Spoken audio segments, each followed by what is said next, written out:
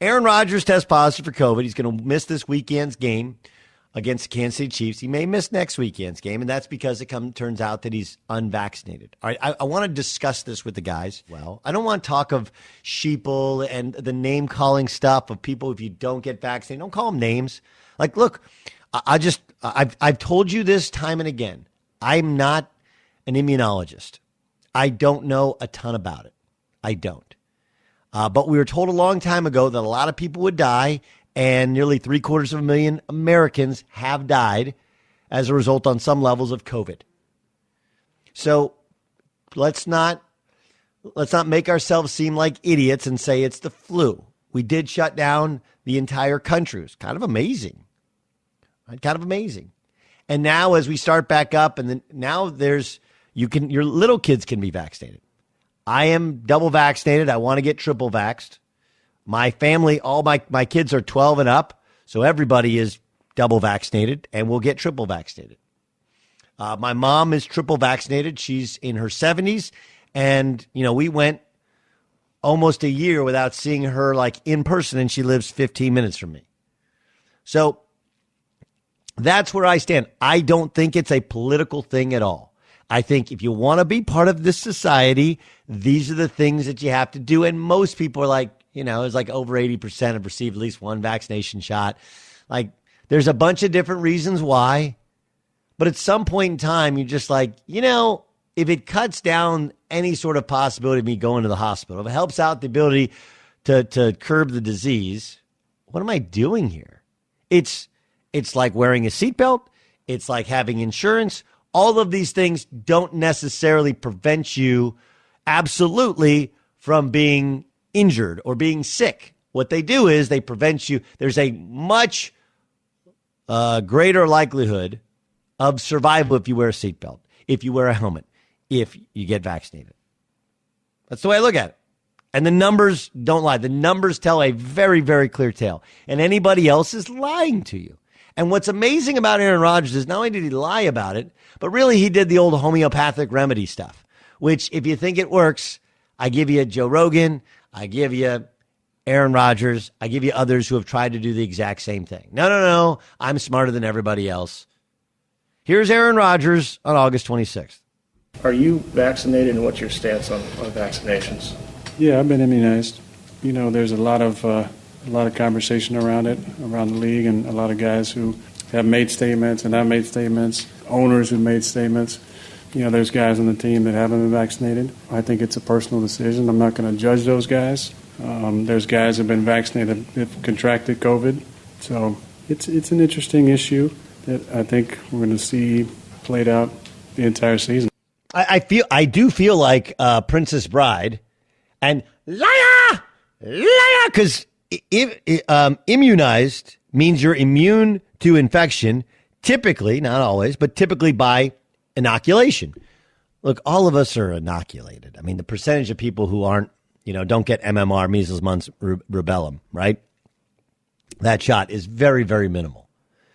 People were selling it 10 years ago, 15 years ago, Jenny McCarthy as this is what leads to autism, right? And then all of that has been debunked.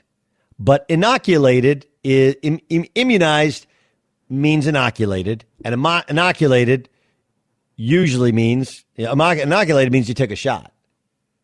Apparently, he took some homeopathic thing. His fiance is one of those a person who believes in homeopathic medicine, and I think what he said was completely disingenuous. And maybe he was led to believe that it was true, that he was in fact immunized, that he was in fact inoculated, but clearly it is not.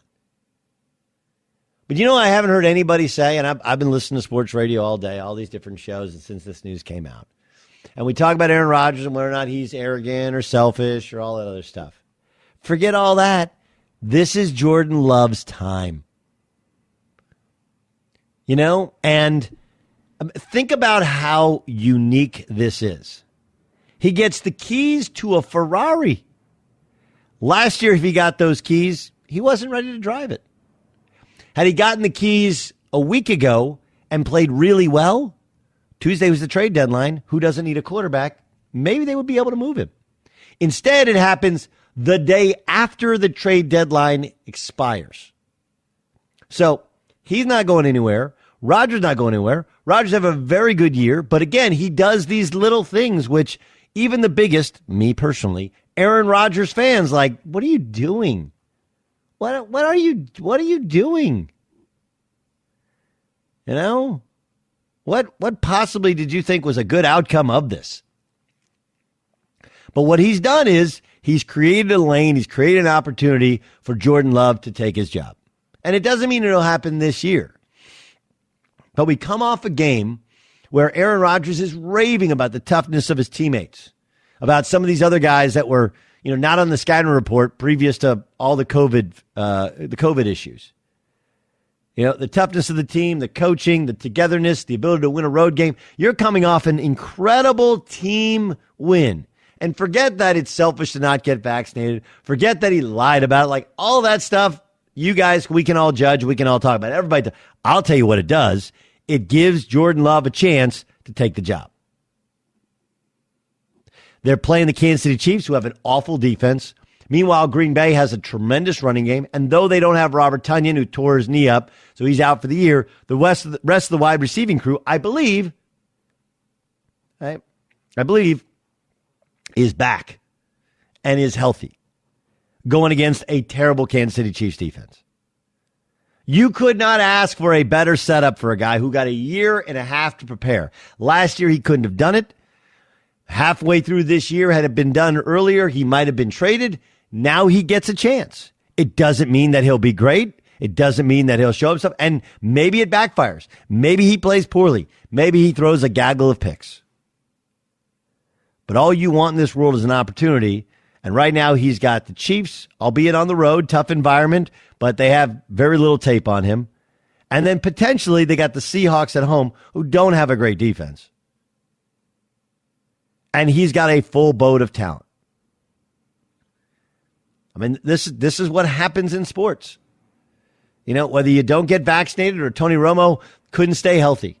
I remember Tony Romo took one hit in the preseason, got hurt, broke a bone. That really it wasn't a weight-bearing bone. It's a bone in your back, but it was painful. Kept him out. And Dak Prescott took his job and never gave it back. It's the old Wally Pip, right? So I'll be fascinated to see what happens. But you take over a team that's won 7 games in a row, comes off a massive road win.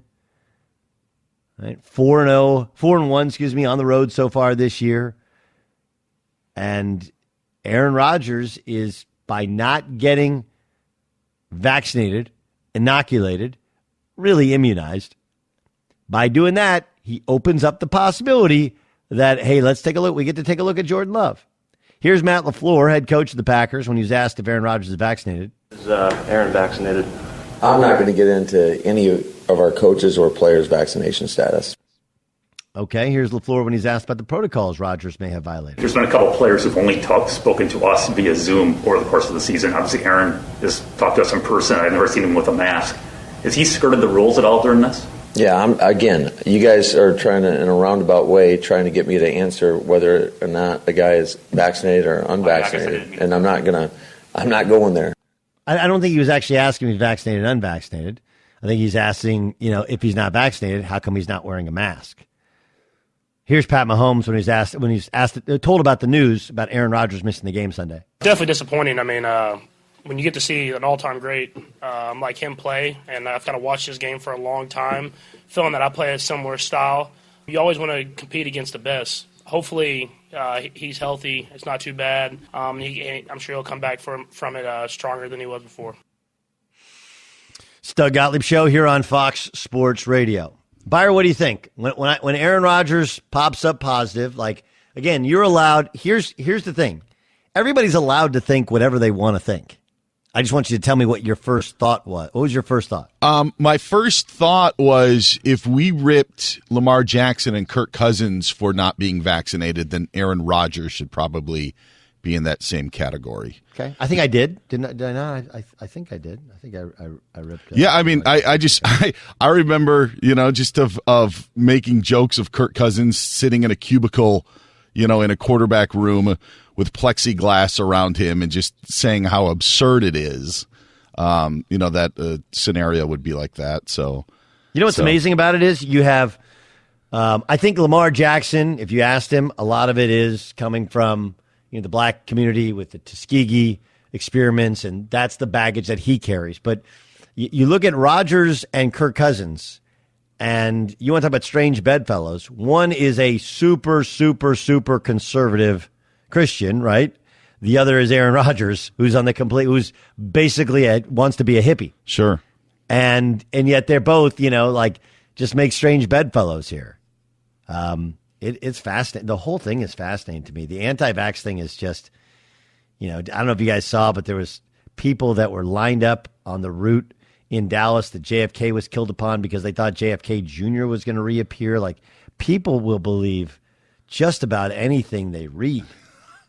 I couldn't even believe that was actually a real thing. Yes, that it was a real thing. Amazing. Yeah, I don't know whether to laugh or to cry. Sure. That's how I feel with that one. I think, like a guy like Kirk Cousins, perfect, situation on Sunday night. Like, he is such an easy target for criticism. Primetime Kirk Cousins. We all talked about it. We've all, it's been that case. Lamar Jackson's had COVID, like 3 times or, and missed games last year, and we're talking about it. And here's Aaron Rodgers, and he's told the organization he wants out. The overall theory about vaccinations is it's a selfish decision if you believe someone should be vaccinated and they aren't. The other aspect when we talk about it in football is it selfish for your team to put your team at risk? Like, who is the player that the Green Bay Packers could not afford to lose the most? And it ended up being Aaron Rodgers. And so I think that conversation then ends up, should be taking place with Aaron Rodgers. Yeah, J-Stu, go ahead. I remember when we got the news this morning, right, and we find out that he's not vaccinated, and then that soundbite that we just played started to be circulated, and when he's asked, "Have you been vaccinated?" and his answer is, "Yeah, I've been immunized."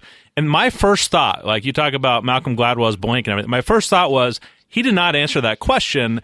Maybe he has the antibodies, maybe he got it and nobody knows. And then it comes out that there's some kind of ulterior medicine.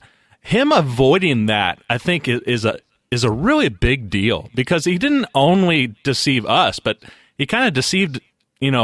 He's really kind of taken away from the fan base and the experience this weekend. He's kind of screwing everybody on this. Yeah, I don't know what people owe the fans. It's more the teammates to me are the bigger deal. It's the bigger deal, just is the bigger deal. But I just. I don't know. I'm really fascinated by this thing because, I want to see what happens with Jordan Love. I want to see if the kid can play. And it would be the ultimate, this is one of those things, and we all do it. Where, let's say Jordan Love plays great, and Aaron Rodgers misses 2 games, and they win both games, and then we get to the end of the year, and people are like, I'm okay with Jordan Love. I love Aaron Rodgers, but I'm okay with Jordan Love. And he would blame the front office. How could you do this? How can you draft another quarterback? How can you just ship me out when we had a great season, etc.? But the truth is, you got to at some point blame yourself. I've learned that how many times over, which is, at some point you got to take ownership of it. We're all going to screw up and do really stupid things. But what separates people is you step up and go hey, it was me. There's a chance that he's not played his last game in Green Bay. He's going to play when he comes back. He'll be the starting quarterback the rest of the year. But in terms of Green Bay's desire to turn the page, we're going to find out how quick that page can be turned on Sunday.